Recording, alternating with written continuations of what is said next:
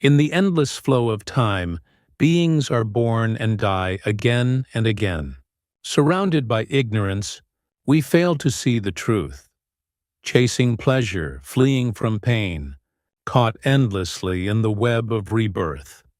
Beings drown in the ocean of craving, seeking wealth, beauty, power, and love, yet never finding true satisfaction. Like the thirsty drinking salt water, the more they drink, the more they suffer. The dark night symbolizes ignorance. We see the world but not its causes. We live but do not know why we live. Everything moves, yet no one truly awakens. Yet darkness is not eternal.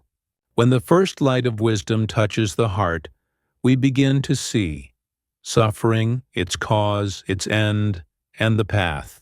At that moment, dawn approaches. In this world of ignorance, beings still sleep in darkness. But the light of dawn is already shimmering on the horizon. From the moment of birth, life cannot escape suffering. To be born is suffering. To grow old is suffering. To fall ill is suffering. To die is suffering. We enter this world in tears, run through it in laughter, yet in the end, none can flee from impermanence. Beings drift through the 6 realms. From the splendor of heavens to the torment of hell, all bound by karma and craving. The cycle of birth and death turns endlessly, and suffering never ceases. The root of suffering lies not outside, but within. Greed binds us, anger burns us, delusion blinds us. These 3 poisons are flames consuming the purity of the mind. The Buddha taught, suffering can be understood, for it has a cause, and it can cease. And the path leading to its end lies within the heart of this very moment. To see suffering is not to despair, but to find the path to freedom. That path, the Buddha called the Noble Eightfold Path. When the Buddha awakened beneath the Bodhi tree, he saw the roots of suffering and the way to its end. At that moment, the first light of dawn touched him, just as wisdom illuminated the world from within. He realized that indulgence in pleasure leads to delusion, and self-torment brings no wisdom. Only the middle way frees the heart from all extremes. Thus, the Buddha revealed the Noble Eightfold Path. Right view, right intention, right speech, right action, right livelihood, right effort, right mindfulness, and right concentration is la samadhi paccayā. It is not a dogma of belief, but a living path to freedom. The Buddha said, "The Noble Eightfold Path is the only way that leads to the end of suffering.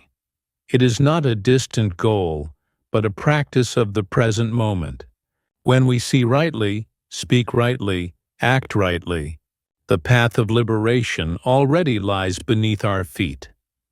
The path of awakening is neither in the heavens nor afar, but in every mindful thought and wholesome act. We begin with right view, the first step toward liberation. Right view samadhi is the beginning of the Noble Eightfold Path. It is not belief. It is the wisdom that sees things as they truly are. To see impermanence, to see the cause of suffering, to see the grasping mind. When truth is seen clearly, delusion fades on its own. Most people see the world through the haze of desire and fear. They believe joy will last forever, and pain should not exist. But everything is changing. Right view is seeing beyond illusion, recognizing impermanence as the nature of all things. The Buddha said, "Sabbe dhammā paccayā samuppannā, sabbe dhammā paccayā niruddhā." All phenomena arise and cease through causes and conditions. Right view helps us see. Good deeds bring happiness. unwholesome deeds bring pain. Every thought, every action weaves the fabric of our future. Those with right view are free from bias and attachment. They are unmoved by praise or blame, for they understand all things are merely the unfolding of conditions. When we view the world with right view, suffering becomes an opportunity to awaken. Impermanence becomes a doorway to freedom. Right view is the beginning of awakening, to see clearly and to live with a purified heart. Right view is not the end, it is the direction. It helps us see truth and see ourselves, planting the seed for the next step. Right intention.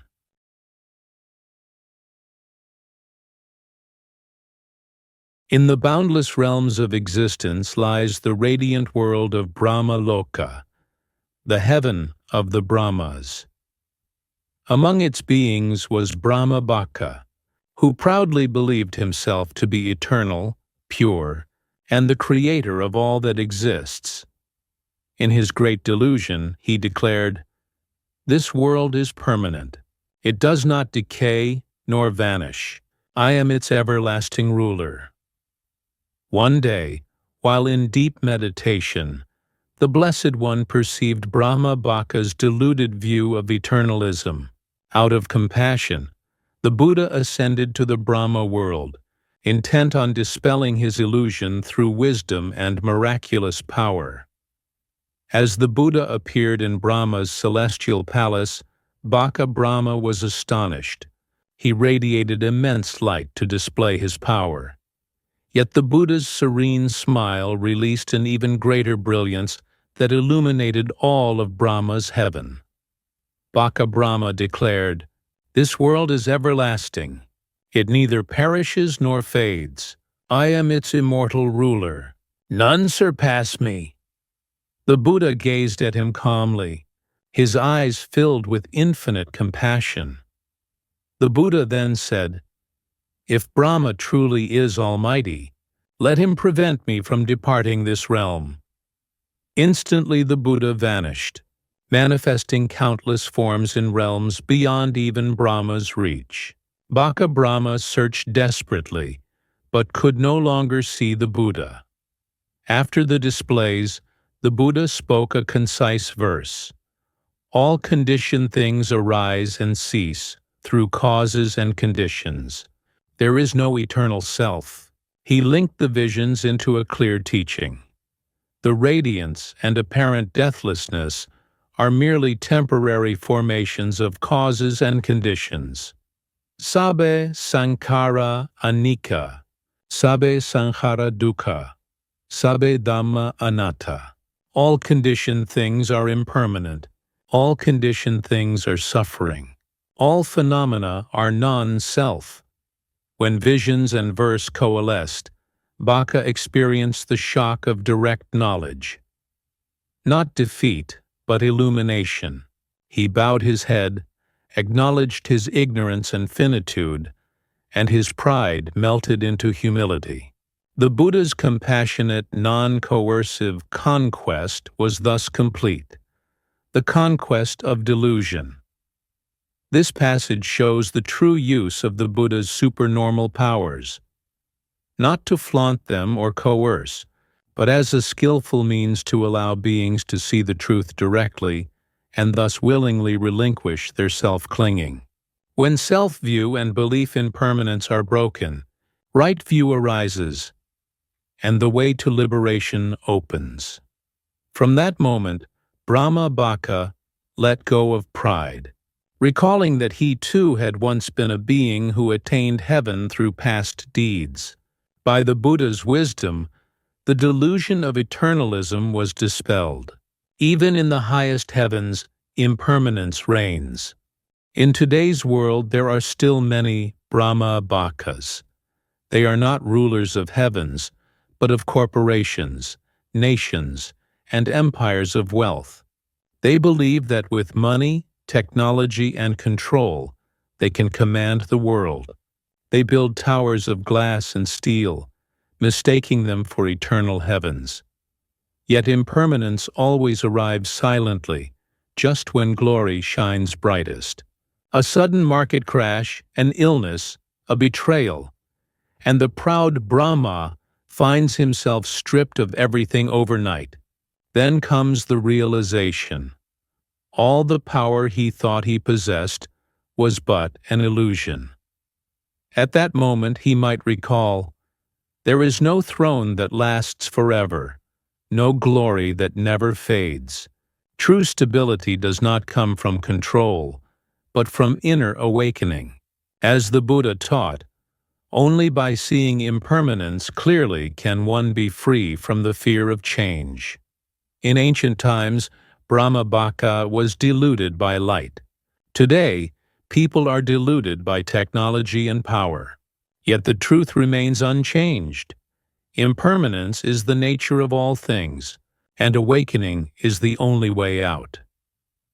The Buddha's compassion was not only for celestial beings, but for every one of us lost in illusion.